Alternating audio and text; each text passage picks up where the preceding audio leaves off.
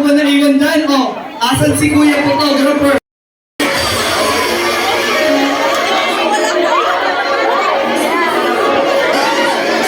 So, lahat ng mga participants, nandun tayo sa bandang stage, tapos yung mga juries po sa unahan.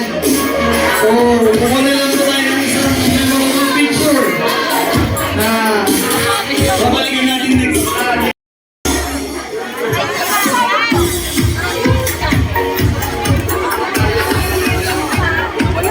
Artist dito, ito talaga yung ginagawa. Ito yung tinatawag nilang Wispy. So, Miss Spring, pwede ba namin siyang tawagin as Wispy kahit street flash look siya? Yes, kasi doon naman tayo nasanay. Okay lang yan. At least naiintindihan na natin yung difference between these two.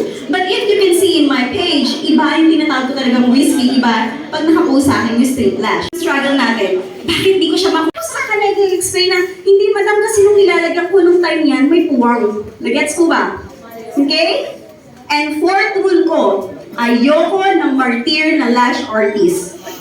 Gagawa kayo ng paraan, gagamit kayo ng mga techniques, gagamit kayo ng... Sir, lahat na po.